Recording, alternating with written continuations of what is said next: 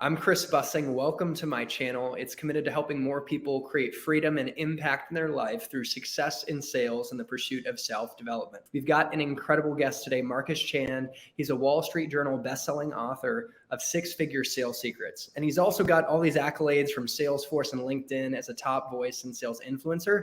So guys, make sure to stay for the whole conversation because we're going to hear a combination of stories, strategies, and actionable insights to take you from maybe hitting six figures in tech sales to the deep six figures. We're talking 250 to 500K. If you get value out of this video, which I really think you're going to, give that like button a love tap because the YouTube algorithm will show this video to more people who could benefit from the message. So let's dive into it.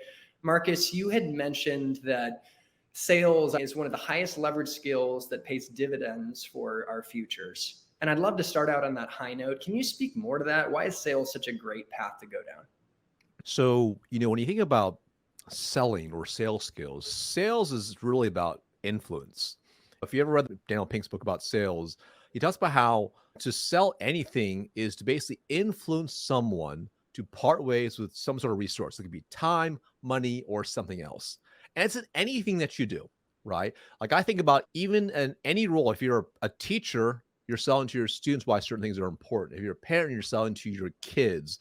Even on your team, if you're trying to influence your teammates to get them to do something, or you live in a place with a bunch of buddies, influencing them to do whatever you want, or your parents, you're trying to get your parents to do something that you want, you're always influenced in some way, shape, or form. So when you understand to be true, you realize sales is in everything that we do. If you really learn how to master sales, how to master influence, you can use it for good things in life or bad things. So hopefully for good things, you're watching this, obviously. Yeah, and I was also reading on your bio, which I love. You thought you weren't initially cut out for sales, and yet here you are as a top voice. Can you tell us the origin story of Marcus Chan, starting with where you were at, kind of your upbringing, and some of your challenges along the way, and your triumphs, and how you got to where you're at right now? Yeah, 100%. Currently, I run my own business, helping sales teams and B2B reps double their results in less than 90 days. Before this, I was in corporate America for over 14 plus years. I never actually want to run my own business. I actually never even want to be in sales. And I remember even early on my career, when I first got into sales, I didn't see myself in a sales role. I saw it like a stepping stone to something else because even how I got recruited into the role, I didn't perceive it to be like sales. And ultimately, what it was at the time, it was a startup division of a company I'd already worked as an intern for while in college. And they basically painted the main thing. Hey, Marcus, this is a brand new startup division. It's ground zero. It'll be like at the very forefront. You get to go out there and help us build this business from scratch. It's going to be incredible. You're going to learn a lot. It's going to be completely bootstrapped. And I'm like, exciting. Didn't realize what that meant was this is hardcore outside of B2B sales with no marketing, no leads, nothing. And go out there and build a business from scratch in the last recession. I didn't realize at the time. To me, I was sold on the dream, if you will. So I remember starting off, and because of my past background, I grew up working really hard. My parents had a restaurant, but very poor. So I grew up working in customer service, working as a server, dishwasher, retail jobs, etc. Kind of prototypical experience. So this is my first B2B sales role. And in the past, I've done pretty well. Even as an intern, I always worked really hard. I've had a good work ethic. I worked really hard. I was by far the hardest worker.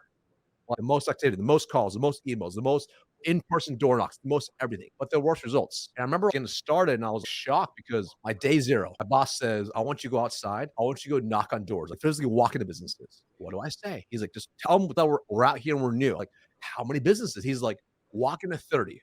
I'm like, what do I bring? He's like, give them my business card. If you walk into 30 businesses, you'll probably book at least a couple meetings. Like you'll probably eventually, hopefully close. I'm like, great. So that day, I walked into over 60 businesses. 0 meetings booked. 0 interest. And I'm like, "All right, I'm not gonna give up. I'm gonna try this again the next day." Next day, I go again, different area, 60 more businesses. Same result, no result. At that point, 120 plus business by foot, and I'm like, "Okay, this is crazy." Like, not even one of them said yes to at least a meeting or was somewhat interested. Go back to my boss. Hey, what should I do next? He says, call every single one. Try to book a meeting. Okay. Call every single one. 120 plus calls. 0 meetings. I go back to him again. Hey, boss, what should I do? It's like Friday night. He's like, call them again. I'm like, all right. I called them again. Again, 0 meetings. So at this point, my first week in sales, I'm a complete failure at this point. Yeah. I've made more calls than anyone else has done in the office this week. I walked in more businesses and I have nothing to show for it. I was hoping for this one booked meeting.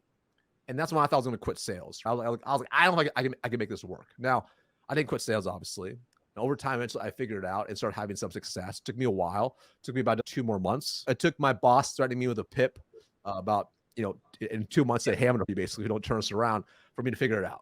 Eventually figured it out, had some success, and then my career skyrocketed from there. It got to the point where I worked for 2 companies, got promoted 10 times in 10 years, went from an individual contributor to leading teams of 110 plus employees, hit whatever award possible, President's Club, and all these awards. But eventually I figured it out. But it wasn't easy. It was super hard.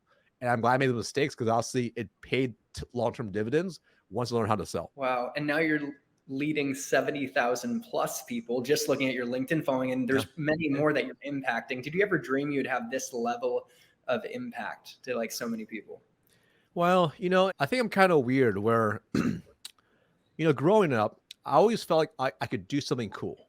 I always felt like whatever I was doing, I could do it bigger. I could do it better. It just never seemed to get to the point. I kind of rise in my corporate career. And I remember this was like 2016. And I kind of mentioned like, I hadn't really, like, I never wanted to do my own business because my parents were entrepreneurs. They had a small restaurant. I saw how hard it was, how much effort and work and how little money they made. I'm like, I don't want to be an entrepreneur. I want to work for companies and they can pay me. I'll make a lot of money. It'll be great. Yes. And I remember in 2016, it got to the point where I was one of the youngest directors in the company. I think I was like 31 at the time.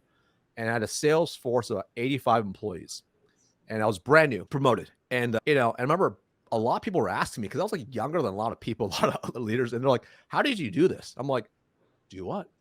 How did you like get promoted so many times? How did you how do you keep winning consistently? I'm like, I just work really hard, I think. People said, Marcus, you should write a book. And I'm like, that's crazy. I'll never write a book. Now, what was interesting was at the time, I'm like, what could I do though? And I started learning about internet marketing and I learned about writing ebooks. So I bought a course.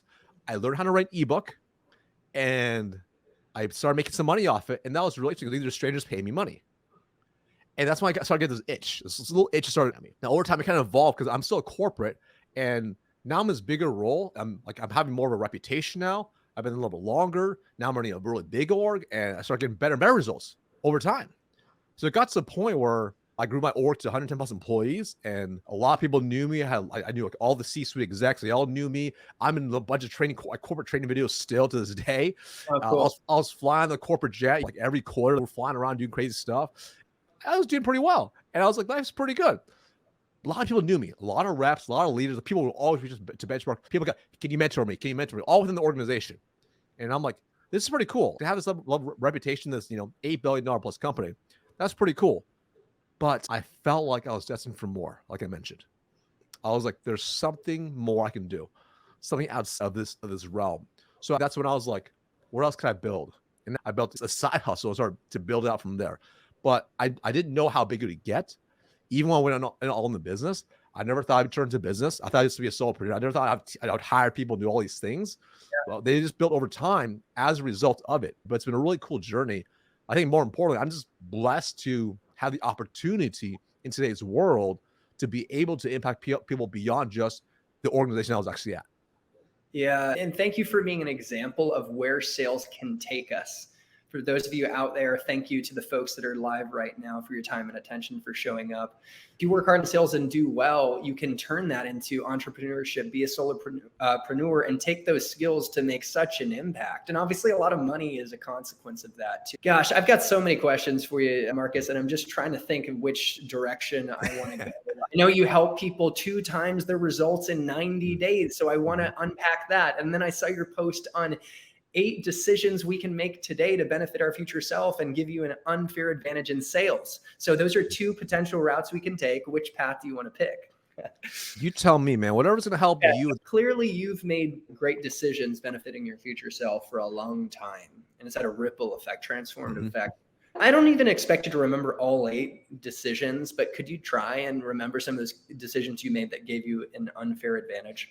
Sure, I'll list some. To be honest, I also write these posts so far in advance that half the time I'm like, what did I put in that post again? Right? So No, it's yeah. totally fine. But the essence is like, it's making small decisions now that pay you long-term dividends. And it's oftentimes, it's a decision that's often the hardest to do. I'll give you some really, really simple examples. Think about even like cold calling. I remember early on, I would say, I also love cold calling. Like I could do it, but I don't love it. I don't think anyone who truly loves cold calling. But I also knew, just like anything else, it's a muscle to be developed.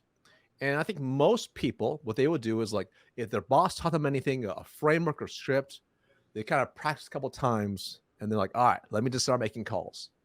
And it's like hit or miss. But when you think about what do pro athletes do when they learn a new motion, a new play, they spend like 95% of the time practicing. And that's an example of a small decision I made towards even cold calling. So for example, when I switched industry in 2011, a completely new company, knew everything. Not only did I write out my new scripting, but I would practice literally hundreds of times a night before making a single live call. And the reason was I wanted to warm the vocals up because I know it's just going to sports. Once you're on the field and someone throws you the ball, who knows what's going to happen? It's all pure muscle memory at that point, right? It's like an instinct. So if I can build the base instinct to be strong, so if someone throws the ball, I know what play to run, it's much better, right? So I would do that. Another good example, kind of same idea is because we had to go in the office and I had to commute 45 minutes one way to the office. Most people, if they had to commute, drive anywhere, or take the bus, or whatever, they're listening to music. Maybe they're watching YouTube on the phone or TikTok and social media, whatever. What I would do is listen to no music. Instead, I would role play out loud my cold calls, the frameworks, and I would run through out loud all the objections, the most common objections. I'm not interested. Like, we already have a vendor. We're under contract. Whatever it was, I roll through that. I'd practice out loud. So this way, once I got onto the phones that morning, I was ready to go. It's not rocket science, but it's doing these hard things that pay long-term dividends. Let me give you another example. I grew up really poor, like no money at all. And as most people, when they start to make some money, they get excited, they spend it all because they have no threshold for money management. So I knew it to be true. And I was definitely scared of being broke, homeless, and not having a place to live. So all these habits, I'm going to live off my base and invest the rest. And that's still to this day, there's no base now because I'm a business, but like give myself a base salary. I hire myself as an employee for my business. I live off the base and everything else is invested. And because of that, it pays you long-term dividends. And there are things that like, I look back and that paid me so, like, people are like, how'd you retire at 35? How'd you become financially free at 35? Well, as I made more money, I didn't keep spending way more money. I maybe spent a little more money, but I invested the rest. It's consistent. So I would dollar cost average all my investments consistently over time, every single week, every single month. Easy to say, super hard to do. That also meant sacrificing certain things. For example, buddies want to go on a weekend. I'm 23 years old. They want to go party, go party and drink a ton. Early on, I partied a lot still. To save money, I'd drink in advance, smuggle my own alcohol in. I'm not saying you should do that. But I'm just saying, these are the extremes I would go to live off of my base. But this way I can invest the rest because I knew if I invested in myself first and then everything else after, it's going to compound over time, right? So again, these are small decisions that don't seem like much, all right? Here's another example, right? Like, okay, most people, they get off work and then they're tired and they want to chill, zone out, whatever. I went right to the gym and I worked out instead. I had early schedules and a workout instead. Right? Again, that's paid long-term dividends. So you start realizing when you start to operate this different way, over time it compounds. All right, here's another real good example. So like compounding learning. So Audible wasn't around early on. What I would do is, no joke, I would go to the public library, get all these development books I want on sales, investing, mindset, whatever. I would take these CDs, literally burn it to my computer, and then I'll upload to my iPod so I could play every track without having to touch anything while I'm driving. So you can imagine what ends up happening is, even in 1 week, I had 45 minutes for a one-way trip. That's, that's an hour and a half, 4.5 hours a week minimum that I'm listening and growing my brain. You compound that over time. Each year now I have hundreds of hours of learning and thinking in mental models that I'm learning from people who are way smarter than me. You fast forward 5-10 years and that compounds. It's a whole new level. I've read hundreds of books, and not because I'm any better than anybody else. It's just a little bit over time. That's all it was. Man, I am taking notes. Like I consider myself a high performer, but you just opened up opportunities for me to really take it to the next level. And I know we got some high performing AEs on here, like Chandler Gull, who was so excited that you'd be coming on. Chandler, thanks for joining. He's at Mapzot, an AI tool for site selection, and they're early on, but they're exciting startup. And I bet, Chandler could get a lot out of this conversation, folks like him. And I did want to dig into, there's a couple tangents I want to go down, but I want to go into how we 2x our results in 90 days. Again, folks like Chandler, others like myself that are actual AEs, like this would be super helpful. So we should do that. But I do have to acknowledge my dad. My dad did say, he's on here, he said, live off the base. I love that. He always told me that. I don't do the best job. So if you have a big base, cut it down more, man. Imagine you had less to live on. Man, that one really resonated with me because I had shiny object syndrome, and I want to get a nice car, live in a nice luxury apartment. Only acquire assets. Acquire assets. Don't acquire liabilities. Acquire assets. Yeah. That's okay. One more thing before we talk about 2xing results in 90 days. That's pretty powerful. How do you use your weekends? Because a lot of the folks here, we're high performers. I spend some time working on the weekends, and you seem like the type of guy that takes it to another level and does. But do you balance out like rest and play? Like, how do you look at weekends? Well, do you want me to tell you how to do it now or how I used to do it? How you used to and how you do it now? Because I think people, it's like different stages of the journey, Correct. Yeah. Correct. There's different seasons, okay? When I was probably the first 10 years of my career, I was in the season of growth. That's how I look at it. I was in a season of growth where what happens when you're relatively new into your career, you have a level I call rookie energy.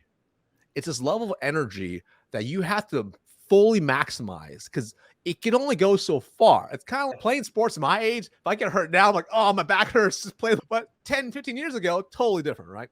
So you have rookie energy. I like to capitalize on my rookie energy. So weekends back then were a little bit different. My first 5 years, we went out Friday night. We go hard Friday night because I did all the stuff already. But then like Saturday and Sunday, it's like I have time with my girlfriend at the time.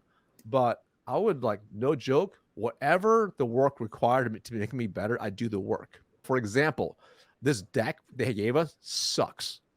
I'm going to spend 8 hours a Saturday. I'm going to rebuild the deck so it's actually structured better to optimize a higher close, right? I would do things that would make me better. I would still work. I do these things. Now, then I went through this whole other season, and that was like a bunch of stuff for work still. I'd practice. I'd role play. I write out, use frameworks and scripts. I'm always thinking how to improve, do things for work. I go in the office. I'm not saying you should do this. Like I'll go in the office and just get stuff done and prepare for the week. Like I was willing to do whatever it took to be successful. And then no time for family. Don't get me wrong. And I still went out and party each night over the weekend. Yeah, I'm not gonna lie. I'm an extrovert. Are you an extrovert? Because I like to party sometimes. Like I'm actually an ambivert. I'm right in the middle. Okay. Right. That's the perfect sweet spot. Yeah. That's the perfect. Yeah. I'm just serial extrovert. Anyways. Yeah. Now I'll say I was still like early in my career, kind of unrefined, kind of like cowboy, really. Like you don't really think you think you have all this time in the world. And then at 24, I decided to make I decided to get my MBA. I'm still working full time. I didn't realize how much level effort it require. And now all of a sudden, once I did my MBA, because I was doing full time, it took a whole new level of work because it made me get super organized. Because it was like, all right, I feel like I'm still going to work out every single day. I'm going to crush at my day job. And also at night, I have tons of homework. So every night, every week, there'll be like 200-300 pages of work, write all those reports, group projects, etc. And so the whole week is just crazy from like literally wake up at 5 to like 10 p.m. at night. And then on Saturdays, my weekends completely shifted too. It was like, I used to sleep in on Saturdays. I'd wake up at like 7. I'd go work out. And then because I had a very serious girlfriend, I'm like, I'm going to spend, if I want to see her Saturday night, I have to wake up early and get the stuff done. And I'm going to spend like 10 to 12 hours getting the MBA work done. Wow. Whether it was writing papers, projects, doing whatever, meeting with group members, etc. Sunday was basically the same thing. So then Saturday I get to hang out with her. Sunday was a repeat. And that was like basically for the next couple of years of doing that. Wow. Because during that time, we ended up getting married. I bought a house and a bunch of other stuff was happening. There's all this stuff going on. So like, it was pretty intense, right? But then even after that, like, then I changed career, then I switched companies. So I basically went back to the same kind of schedule from before. No partying though, but super disciplined. I already got my MBA. And I'm just like, I hate to use the word grind, but I was grinding. Like I was making sure, like, because I took a 2-step demotion to go to this new company. I'm like, if for me to do this, to get back to the level I was at, I'm going to show them an ungodly amount of skill and effort in my first year. So I get back to the role I was at. Right? Because I want to compress time. Right? Yes. So that worked pretty well. So like I ended up like most people, like when they came into the company, it took them like 3 to 5 years to get back into sales leadership. I did 9 months. Right? Wow. So it paid off. Right? And then and over the next several years, I'm building up, etc. And then around that same time, I started to build side hustles. So like any free time I had, I found things to do that were going to be productive and make me better and grow ultimately. Yeah, gosh, you really remind me of where I'm heading. Like I relate so much, and like on the weekend, waking up on a Saturday instead of sleeping in to get some work done, and then kind of earn I don't have a girlfriend right now, but earn the opportunity to socialize a bit. Yeah. It's super helpful. So, okay, we'll finally get to this question that I've brought up a few times now. Sure. How do we 2x our results in sales in a 90-day period? I'd love to peel back the layers of that. Great. So I'm going to give simple general advice that can apply to everyone, because this way everyone can kind of shift in different ways. So the first thing you have to do, you have to get crystal clear exactly where the constraints are in your sales process. So this means you have to be so nailed everything from top of funnel all the way through close. What are the exact constraints in your process, and then cover exactly what they cause. That's number one. That's the mistake most people don't realize. They go in, they're like, I just need more pipeline, so I'm just double my calls. I'm gonna double my emails. Yeah, theoretically you could do that, but what if your targeting sucks? What if your messaging sucks? Yep. So let's just say if you're averaging only like a 15% open rate, yes, you can send more emails, but you're losing so many prospects in between. Let's say booking calls. If you have a 20% conversion from a decision maker conversation to 20% book a call, you're missing out on 80% of those not converting. Right? So how can you get a 20%, and how can you increase that upwards to say 50%, 70%, 90%? Okay. You take a look, even say your show up rate. Let's say your first call show up rate is 75%. You're not going to get 100%, but how can you get to say 85, 90%? So you start by identifying the exact constraints you have, and then you start solving for those constraints. That's really the big key, because when you can solve for the constraints, then you can start moving deals through your pipeline much faster. So, and what ends up happening, I'll give you an example. In my program, I'll get an A who submits a call recording, and they'll say, "Hey, Marcus, like here's a situation. Like here's this discovery call. Like we had this like 2 weeks ago, and now they're ghosting me. I don't know what's going on. They didn't show up to the demo, blah, blah, blah. Like, what should I do next?" Well, that's the wrong question. The better question is, what am I messing up in my sales process early on that's causing them to ghost me? So there's a cause and effect, right? Then I can look at the discovery call, break down the opportunity to adjust, and move forward from there. So you start looking for an exact constraint, and you don't want to solve for the symptom. You want to solve for the root cause. And when you start thinking this way, your results actually double much faster than you realize. You know, sometimes it's even as simple as just being more accountable. So I'll give you another example. I'm working with a sales team right now. It's 6 total reps, and they've been programmed for about 3 weeks. And usually in the same time frame, they would maybe like generate 2 million in pipeline for the deal size and close maybe 100K. So far, by simply uncovering exactly where they stand, providing accountability and clear metrics exactly where they stand, they're already at over 8.5 million pipeline in 3 weeks generated, and they already closed over $400,000. So basically 4x the results in just a couple of weeks by simply being really clear on exactly what they're doing, identify constraints, and we start solving for the constraints. And the answer oftentimes is quite simple.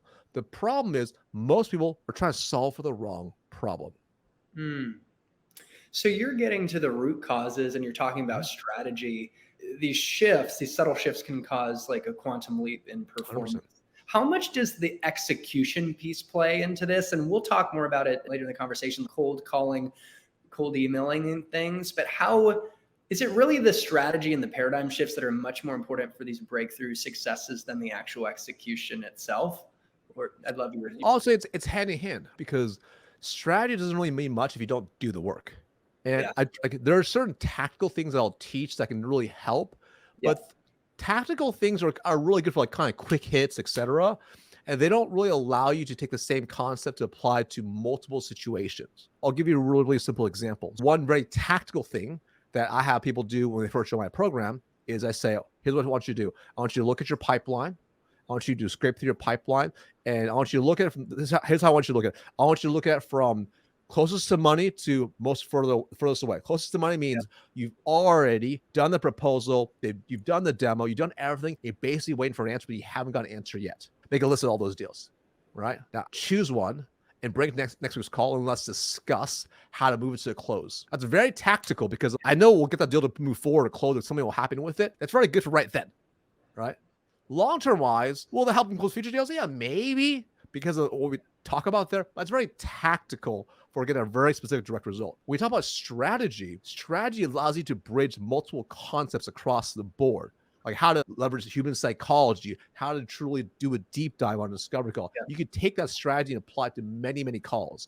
But the mistake some people make is, and I'll tell them, if they come into a program like mine, if they're not going to take action, they shouldn't be in the program. Because having a head full of strategy, having full of tactics, having great things in your mind means absolutely nothing, because you are paid in direct proportion to the value you bring to the marketplace, which is done by the execution of what you do every single day. So if you lack the execution, but you have the knowledge in your head, it doesn't really mean much. So you can have less strategy but better execution, and you'll win every single day over someone who's got more strategy and less execution. Yeah. So you basically help your clients see what they don't know, uncover a blind spot, which again causes like a quantum leap in performance. Here's the strategy. And I'm sure you provide accountability, which is much needed, 100%. but it's on the person to execute at the end of the day. I actually gave a graduation talk to the Boys and Girls Club in Austin, and my talk was action is the answer. And I just think you're kind of hitting to that in business. And I think in life too, like it's often a solution when we're depressed and confused and don't know what to do with our lives, like try things out. And maybe that, guys, is trying out Marcus's program, checking out his book, 6-Figure Sales Secrets. So giving a little plug, that's all linked in the description of this video. And there's some free training as well. So hey, I wanted to get into now another post that I saw, and you said you write them in advance. So let's see how. Yeah, we plan our content literally 6 to 8 weeks in advance. I'm impressed. Like, first of all, that remembering all this, and secondly, with my own content, I need to get ahead of the curve. I'm going like the day of, or maybe a week in advance. Yeah, it's very stressful the day of. You're like, what am I going to write about? It's a whole thing. Yeah, totally. Yeah, and so I wanted to dig into this post though on you mentioned 5 mindset shifts. To get into the deep 6 figures, we're talking earning 250 to 500,000 or more a year. Who wouldn't want to do that? I mean, that's life-changing. Talk about the freedom, the impact that comes from that. So what, could you speak a little bit to the mindset shifts that need to take place to go from maybe making shallow 6 figures or not even to that level of earnings? Yeah, I can't remember which 5 listen there. Sometimes what I'll do is, I know there's like dozens, but I'll put you know 5 that'll fit in this post. So I'm gonna share some that may or may not be in there, right? So one big mental shift you have to go to be earning multiple 6 figures is time does not equal money. Time is infinitely more valuable than money. Time is infinitely more valuable than money. So I always laugh and says, oh, time is not money at all. Because when you think about this construct, if you spend all the money in your bank account, do you ever get more money back? Yeah, you eventually get more money back, right? But what happens if you run out of time? You don't get it back. So if you know time to be a finite resource for yourself, and money is actually an infinite resource, as a result, time is more valuable than money. So this is an important concept to understand, because if you understand it to be true, then you'll do whatever it takes to increase your value per an hour. So for example, I think about someone like LeBron James or Michael Jordan. They'll hire people like a Tim Grover. Why? Because they want to increase their value per an hour. The time they're on the court, they want to maximally get the best results because they get more money, more sponsorships, more everything, the more effective they are. And anything outside of that, they're going to cut out. So you can think about as a sales professional, like, how can you increase your time per an hour? The first step is elimination of things that do not serve you. For instance, if you were to go through and do a time audit of yourself, which I highly recommend, which is as simple as it's going to be painful, but for like 2 weeks straight, you wake up, you do it on a Google Doc, you wake up, and until you go to bed, every 15, 30 minutes, write down exactly what you did. Wow. Be truthful with yourself from the time you wake up to when you go to bed. After you do that, go back and highlight all the things, or back up. Categorize each of those tasks into different buckets. 1, less than $10 an hour. Okay. 1 color. Okay. Another color. It could be, I don't know, call between $10 to $100 per hour. Another one, $100 to $500 an hour. Another one, $501 to $1,000 an hour. And then you go through, you highlight those colors in your time audit, and then all those low level things that are less than $10. How can you stop doing them and get rid of them? And when you start thinking this way, you'll start finding ways to actually give yourself back more time. Because now, what most people don't realize is when you say yes to one thing, you're saying no to something else. So, for example, if you're saying yes to like grabbing your phone and scrolling through TikTok for what you hope to be 5 minutes, but ends up being 30 minutes, you're actually saying yes to that. You're saying no to prospecting for 30 minutes. Follow up with the prospect, etc. So if you know that to be true, now your number one goal is to do everything that's going to fall within the IPA bucket, income producing activities. And IPAs, everyone defines it a little bit different, but for me personally, there's only a few activities you're going to do. Number 1, you're going to add pipeline. I'm going to add more deals to my pipeline. Number 2, I'm going to move deals in my pipeline. Number 3, I'm going to close deals in my pipeline. And number 4, I'm going to increase my skills and increase my value per hour. So this is a huge mental shift for most people, and they don't think this way. But what ends up happening is they go through the day to day, like, oh, I do all this admin throughout the whole week. But most people, when they actually audit themselves, they realize pretty quickly they're wasting a lot of time.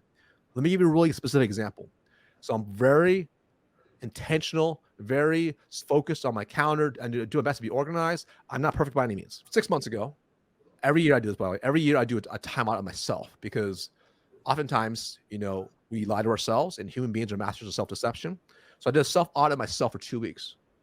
And even though I'm really intentional, I do my best, I color code, I time block, I do all these things I'm supposed to do, I took a look after 2 weeks and realized over 35% of my time, I was doing tasks that are worth less than $20 an hour, because I got stuck in just the flow of what I was doing. Did not even realize it.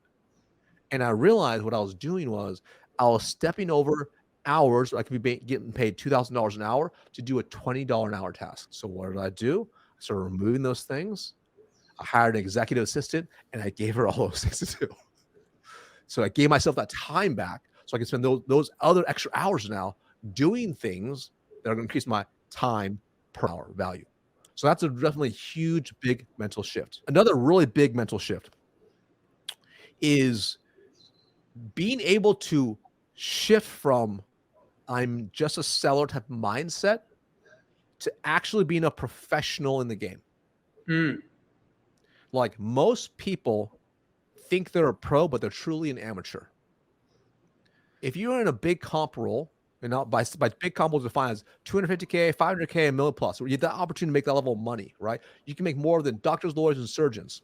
That's great. With no college degree, it's amazing. If you're not a big money opportunity, are you showing up like an amateur or a pro? And this is like in many facets here. Let's talk about even business acumen. Are you a steward of the business? Do you understand how to read a P&L, profit and loss statement, earnings transcript? Do you have a business conversation with an executive of a major company? Or do you just sound like a rookie? Because you'll be delegated to the level you speak at. So you want to be able to, and it won't happen overnight, but how can you improve your level of communication and professionalism with execs? So for me personally, what did I do? I went and got my freaking MBA, man.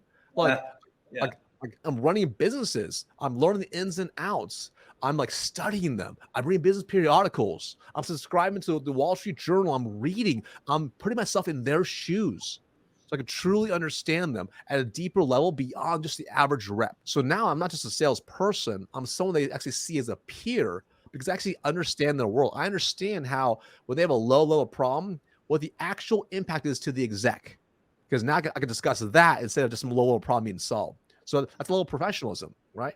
And you think about it, and this is across the board. Even when you sell them bigger deals, Most people don't realize, I mean, hopefully some people realize, but the bigger the deals you sell, the more complex the deal is, the more people are involved. How great are you at being the quarterback or the project manager, orchestrating these different players? That means you have to be super organized and very clear communication, written and spoken. How can you guide those people? How can you improve your skills to do these things? Right? That's definitely a big one. I think most people just show like, oh, this is just a job. Well, it's only a job if you see it as a job. But if you see it as a career, you can change your own life. So you start to do different things. You start shifting and believing it in a whole different way. Those come with some of the shifts right there that can really make a big impact to your actual career when you make these mental shifts. So I looked at your before and after of your tech sales transformation. And I don't know, you must remember this picture because you posted it, but I don't know how. Oh, yeah. I'm drinking in the red cup. Yeah. Like hair, yeah. Now you look so sharp and like Mr. like executive yourself. Like, can you speak to the visual component of how we present ourselves? Because I have to say, like, we want to be authentic and whatnot, but looking disheveled doesn't help anyone. So can you speak to the reality? Like, you really cleaned up, man. And so is that— I appreciate it. Before my pop collar days, right? So yeah, that was a long time ago. But yeah, it's interesting. You realize how important that visual appearance is. And in a sales situation, your prospect's is going to judge you instantaneously. And I think I was blessed early on to have some good mentors who told me I looked terrible, which is great because I need to hear that. I remember we had to wear suits because it's kind of old school at the company, but we had to wear suits and stuff. And I remember a couple suits and they got really, really worn out. If it was a blurry picture, you wouldn't be able to tell, but up close, you're like, oh, it's super worn out. It's all frayed and stuff. But I was told early on, I looked terrible. I started really thinking about this because I started field sales, meeting business in person. They judge you very quickly, whether you're overdressed, underdressed, and how you show up. And I realized as well, you can control that. I remember there were certain things that really bothered me being new in sales. Someone said to me, I remember they said, you look pretty young. And I'm like, I was like, I just didn't know what to say. I'm like, oh yeah, haha, I just graduated from college. And that really bothered me. And I'm like, okay, what can I do to control the narrative? What can I do to control the narrative, right?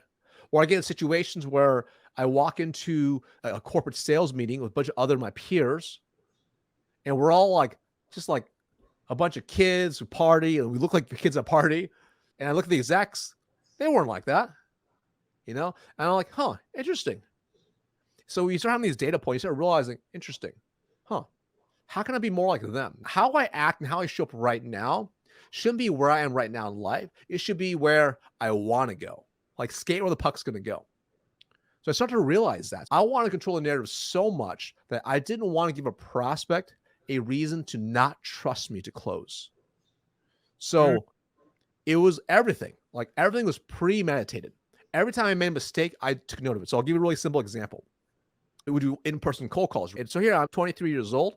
And I remember early on, I walk in, I have my briefcase in one hand, I'm wearing a full suit, and they come out, and they come out, I put my briefcase down, try to shake their hand, business cards be flopping everywhere. I felt like a hot mess. That was not premeditated, right? So what can I do? Number one, how can I plan out exactly how I'm going to walk in?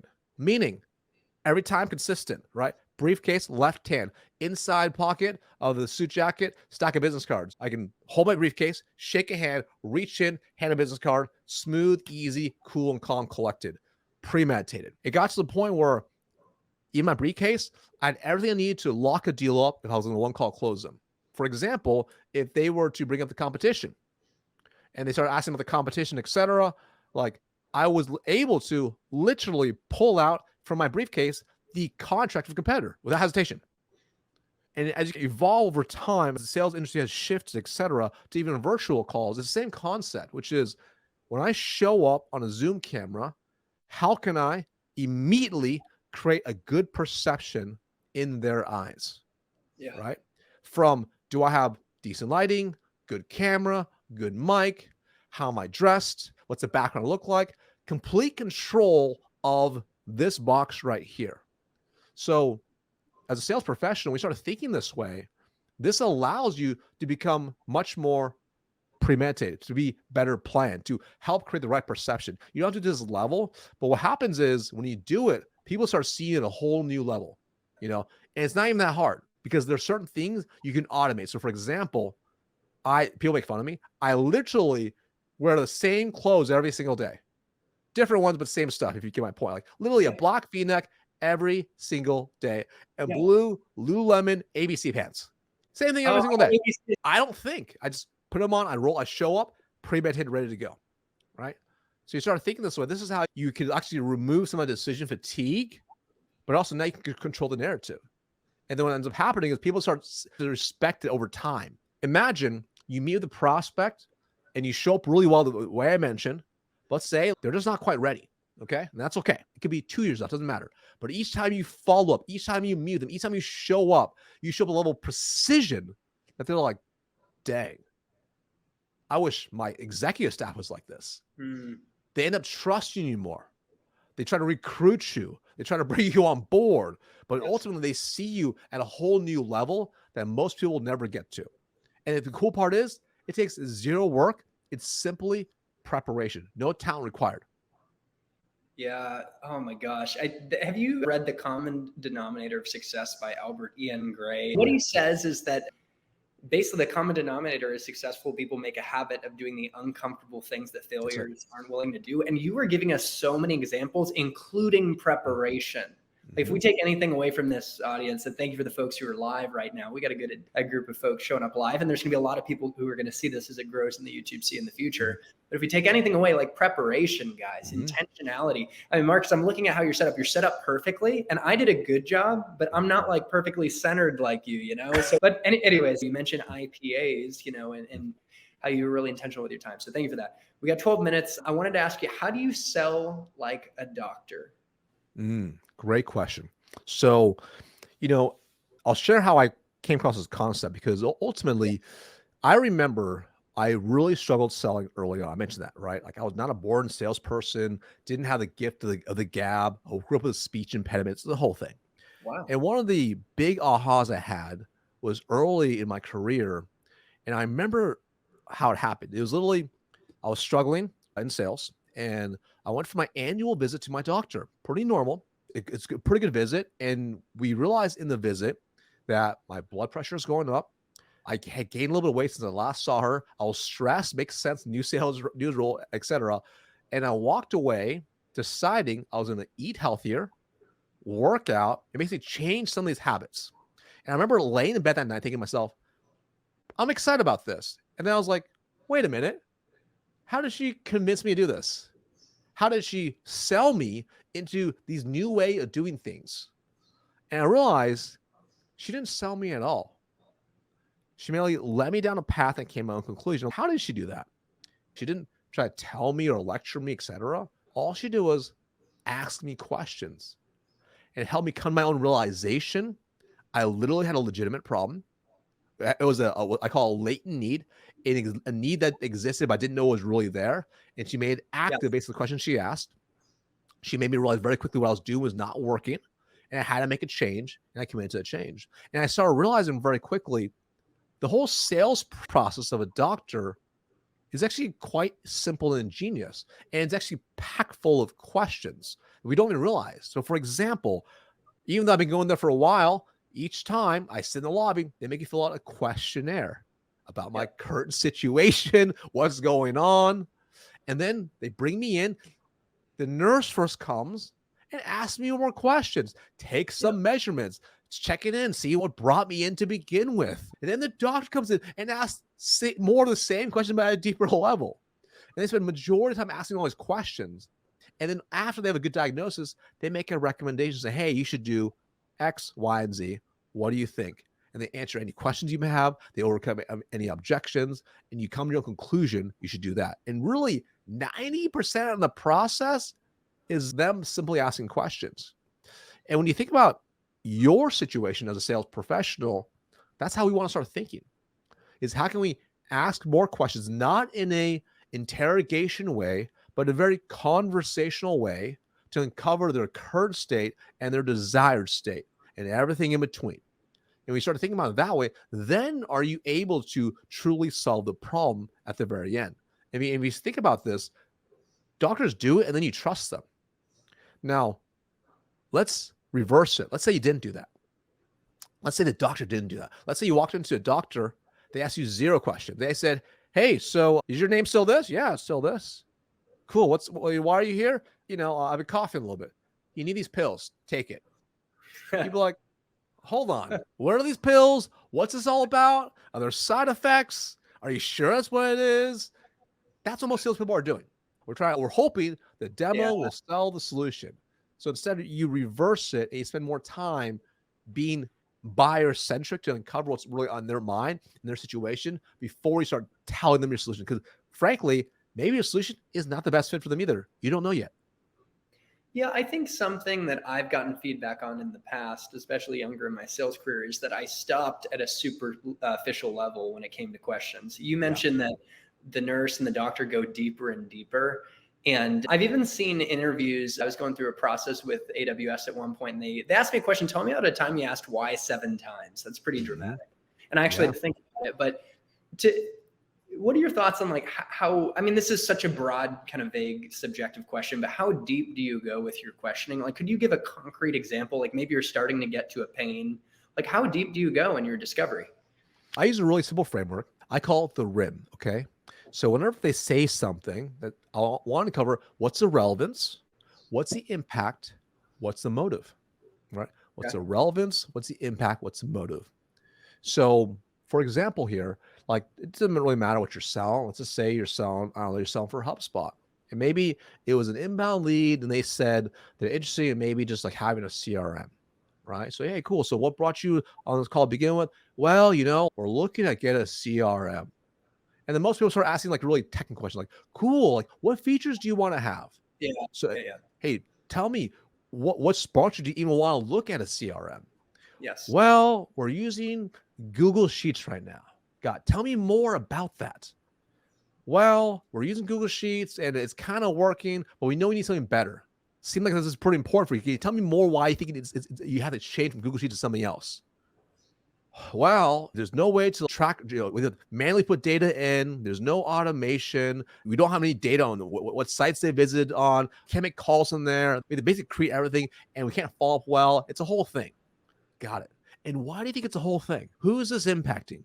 Why is it impacting them? How do you know it's impacting them? What do they have to say about this? So you kind of start seeing, you start going layers deep and then they start telling you more and more and more. But here's the thing. It depends. Even 7 whys can be deceiving because you might go down that path, but we'll get to where you want to go. And here's what I mean by that. So let's just say, for example, they end up saying something like, this will make the sales reps' lives much easier. And then they'll actually log their calls and everything else. That's a pretty small problem to solve, to be quite frank, right? So now it's like, hey, so if the reps were able to utilize a CRM, it's going to help them be much more efficient and ultimately log calls and do all things to actually close more deals. How would that actually help the business? Well, that help us probably sell more deals. Cool. What do you mean by that? Well, we want to grow a lot more this year. When you talk about growth, what do you mean specifically? Well, currently we're at 8 million, want to go to 10 million. Why 10 million? Well, that's about 20% growth. And that'd be really amazing because ultimately that would put us on the Inc. 5000 list of fastest growing companies. And that seems like it's really important for you. Can you help me understand why?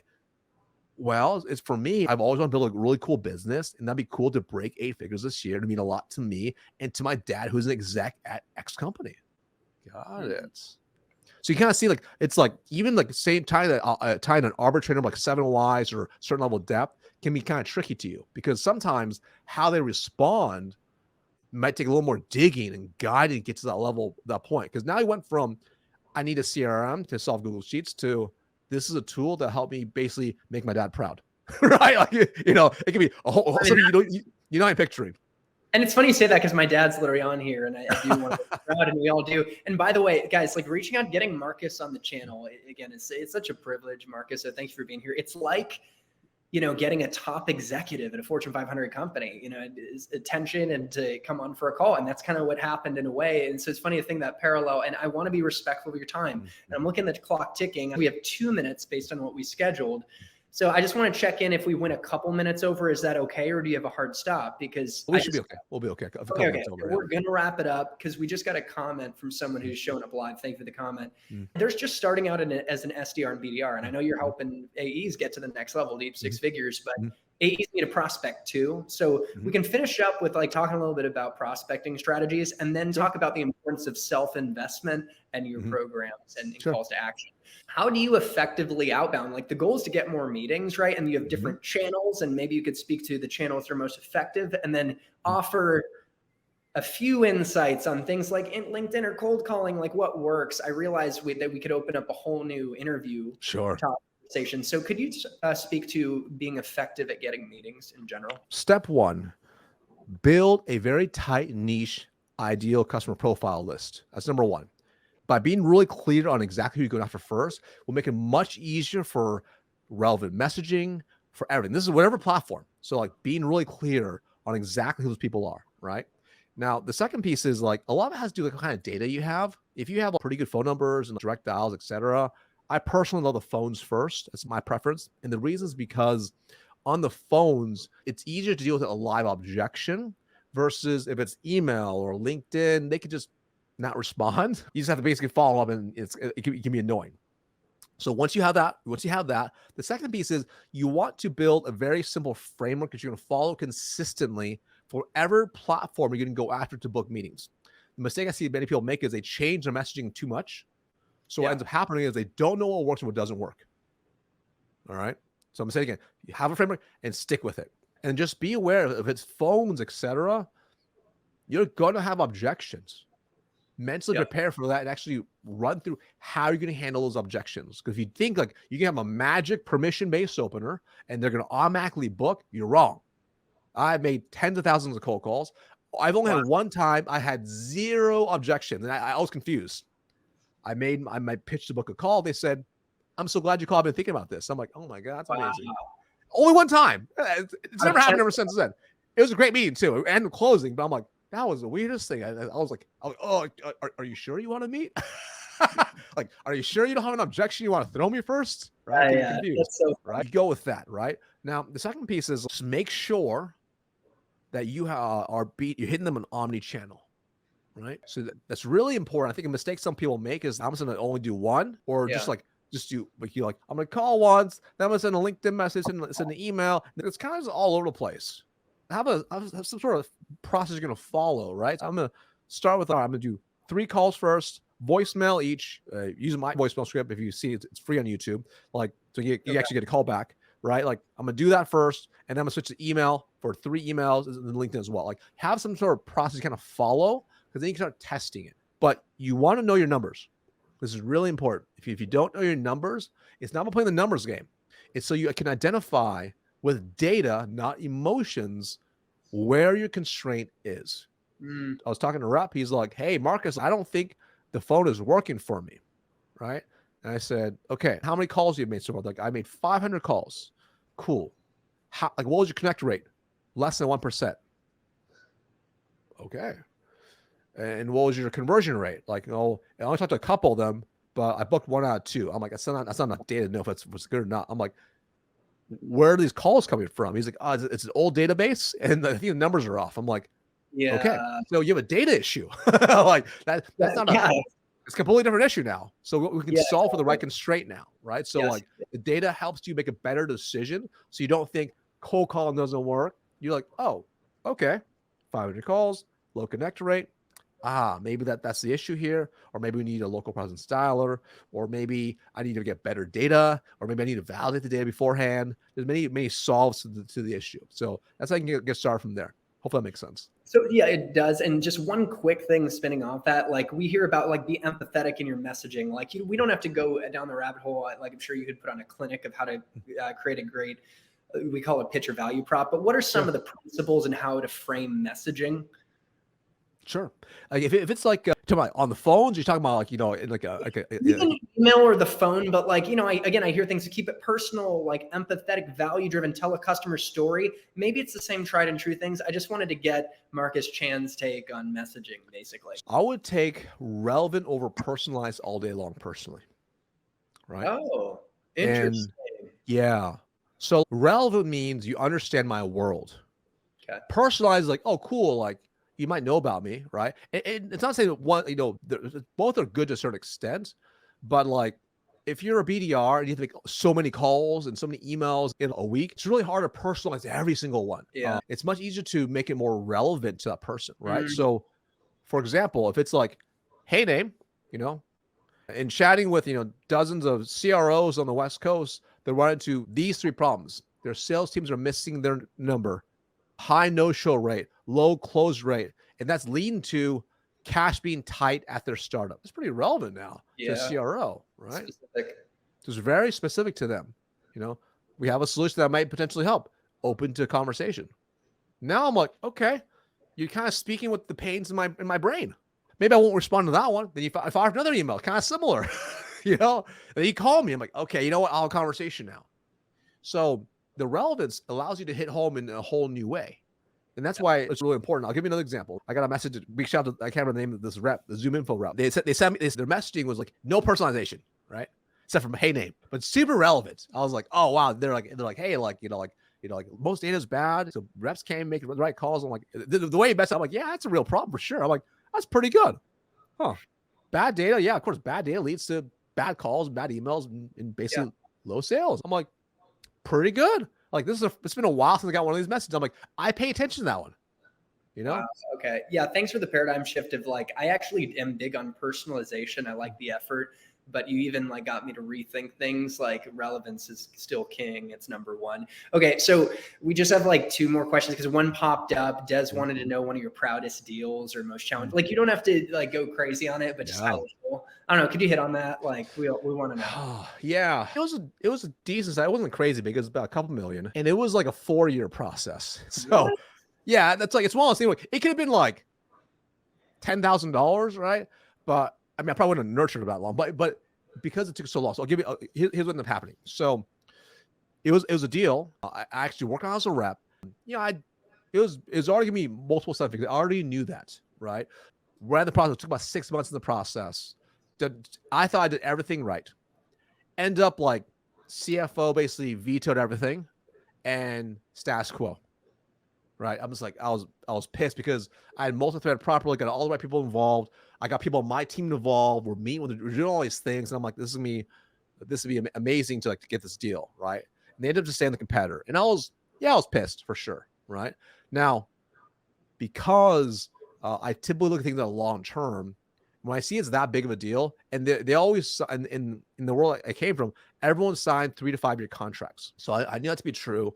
And I knew they renewed for another 3 years. And I'm like, okay, lost the deal, right? So now, because it was noted properly in the CRM, and we'd follow up tasks, the reps in the territory just basically had to follow up and nurture them long term, right? So whether it's email, drop by, etc. And I became the sales manager of the team, which is nice. So I had more. I still held my hand. I still held certain deal because it was a good deal size. Like I'll keep in touch with and work with them, and we would just nurture over time, right? Wow. And a couple of years went by. They wouldn't meet with us. I kept trying, because it was a local business. I kept trying to meet with them throughout, but they wouldn't really do it, right? And it kind of got to the point where I'm like, they're coming on a 3-year coming up soon. I'm like, man, we haven't been able to hold this prospect. Like they're probably going to they're just ghosting. They're probably just going to renew again. It's kind of like, I'm like, I was going to go, but I'm like, let's gift them something. So I knew the guy was a big golfer, right? I knew he was a big golfer. It was close to the Masters season. So I went, I had a golf bag, had to customize with a company logo, put his custom name on it, or his name customized, embroidered on there. It was really, really nice. And I'm like, let's go deliver it to him and just make it the whole thing. It's got a big red bow, tie it up, hand deliver it, right? And in my head, I'm like, it's gonna be great. I'm gonna bring it to him. He's gonna see it. I'm like, okay, I remember you. Let's talk, right? I bring it there. Of course, he's not in town. I'm like, oh, okay, he's not there. We have to leave with the receptionist, right? Couple days goes by, and before we can fall back up, he emails me, right? Hey, I got the bag. This is the first response now in probably at least a year. We've been trying to nurture this guy. He's like, got the bag. Let's talk, right? So of course I go out there. I bring my rep. Now, obviously some parameters that changed in the deal, but now we had a deeper level of rapport and trust, right? Because Now he's seen me as this guy who's been like trying to get a hold of like basically 3+ years now. We had a great report prior, and we got the CFO involved because now I knew better, right? We got the CFO involved, and it still took a few months, but we ended up getting the deal done, switched the competitor over. It ended up being a couple $1 million, and we ended up being way more competitor as well. We also got other services as well. But I'll say the deal size was cool, but it was more so that level of gratification of just playing that longer game and not just being your kind of prototypical, oh, I don't get it right now, you're dead to me, here's a goodbye email, breakup email, you'll see you later. It's like seeing longer picture-wise the opportunity in that account and being able to nurture and play the long game and still get the deal, right? And not just like, okay, I'll call you in 3 years. It's like, hey, it took a little bit of work in between. And I call deals like this like future mailbox money. It's like, it's a check waiting to be cashed 3 or 4 years out, but I want to make sure I don't lose that check. So I got to check on this check every few months and kind of nurture it a little bit as we get a little bit closer until I can finally cash that check in. And fortunately, in the situation, it ended up working out. But it was just a level of like follow up and just showing up and be consistent that really got to. He mentioned that he's like, at the end of the day, like, you guys are so consistent, and like they dropped they dropped the ball many times in the last several years. And I still thought, we should have switched to you before, and we didn't, right? But honestly, they're under contract, so they had to wait it out because the buyout was way too big for them to exit. So that was one example right there. One of the best deal stories I've ever heard, obviously medium size, but you embody what CEO of Sun Microsystems, Vinod Khosla, says. I mean, he was given a talk to Stanford, with enough persistence, the impossible becomes possible. And you just motivated me because I've got multiple deals I've been pursuing, some for like about 2 years. And it's like, anyways, okay. So I swear, like we're at the finish line. We're just about there. I want to ask you about how you've invested in yourself, and then talk about calls to action programs, because I've spent tens of thousands of dollars in my self-development. You've spent hundreds of thousands, I think. So I guess I need to spend more, but tell me about that, the importance of self-investment, where you've invested, and then we could talk a little bit about your program. 100%, right?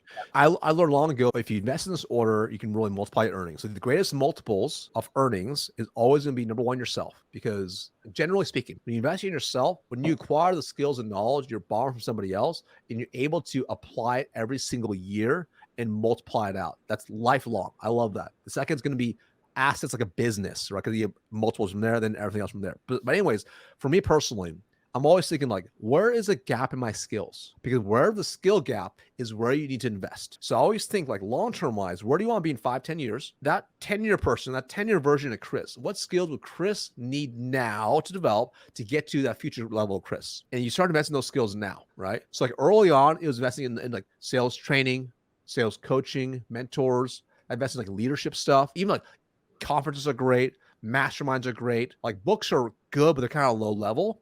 But it's like getting coaching is so powerful because you actually get context as a result of it. I mean, even, last couple of years, my heaviest investment happened in the last couple of years. I invested well over $250,000 last 2.5 years into myself, and coaches, mastermind, and programs like that. Each to solve a different program or solve a different issue I was running into. And when you started thinking this way, you start compressing time. That's how you start to think. Because if you can compress time, the faster you can learn someone else's mistakes, the faster you're going to be able to adapt from it. So I'll give you a really simple example. So a couple years ago, I was really struggling to learn how to run Facebook ads for my business. And the past year, I spent $200,000 in Facebook ads and basically got like a net zero return. So not a regular return, okay? I'm like, all right, I think it's basically burnt the money, basically, right? Wasn't dumb, didn't get a coach for that, got a specific coach for that. And first thing we did was install some new software for better tracking. Once we installed the software, we spent about $30,000 in ads. And in the $30,000, because of better tracking with his help, and I'm adjusting all these things, and I knew I had someone actually looking over my shoulder to help me. I'm like, okay, so my ads are good, the copy, everything is really nails, but this market is not adapting well, and my customer acquisition cost is far too high. It's going to be a net zero. So I was right at zero, but it doesn't make sense now to run this strategy. So because of that, even though some people are like, whoa, but you spend like $30,000 and you spend all this money, like that's really expensive even for just ads. I'm like, but I just saved myself 2 years of time, right? With someone else's help. Yes, I paid this other guy $50K to be my coach, and I paid $30K for ads. That's $80K. But now I just save all the time. And now I can change my strategy as a result of having that better data. Because most people don't realize clarity is power. Like when you can get clarity on your exact situation, it's really amazing. If you're feeling sick and if you go to the doctor, they don't know what's wrong with you. You go to a specialty, you don't know what's wrong with you. It's so scary. Versus if you can pay someone to figure out what it is and tell you exactly what's wrong with you, you're like, thank God you pay for that clarity, because now you can solve for that problem. So that's why I think everyone, this is for any, if you struggle with writing, get a writing coach. If you struggle with sales, get a sales coach. If you struggle with executive presence, get an executive presence coach, right? Whatever you're struggling with, hire someone to help you compress time. Because what most people don't realize is every year they're not their full potential, it costs them that difference of money. So for example, if your comp plan potential is $500,000 and you're earning $150,000, every year you're not maximizing your comp is costing you $350,000. So we start thinking this way. It's like, okay, I could lose $350,000, or I can invest $10K and get a sales coach and I'll make that money back. That's a pretty good ROI. Most people don't think that way. And as a result, they end up staying stuck. And what they don't realize is indecision is a decision. So every year they make the same mistake over and over, it actually costs them their future best self. Yeah. And there's an exponential impact. Like if you make 100%. the right decisions and get the right coach, you can make it has a ripple effect and amplifies, and probably 100%. and that's the opportunity, the cost of what you're missing out if you don't make that decision. Okay, perfect. And hey, this has been the most incredible conversation, one of my favorite interviews ever. And honestly, we've had some big names on this channel. So thank you, man. Can you talk about how we can get plugged in? Maybe, didn't you launch a program recently? You have your book, Six-Figure Sales Secrets. Oh, I got the million things going on, but super easy. Yeah, you can get a free copy of my book, Discover Shipping Handling. Go to bentley.co/book. I'm a high performance coaching program, so people can head to the website, bentleyconsulting.com. You can take a look at it and apply for if you want to look at that program as well. That's my main core offer. We have a B2B offer as well for businesses too, but we're pretty simple. Ultimately, if you are an account executive or you run a team of AEs and you want help to double your results, hit me up. I mean, after hearing a conversation like this and getting so much free value, like I encourage you guys to check out Marcus and at least have a conversation. Again, Marcus, thank you.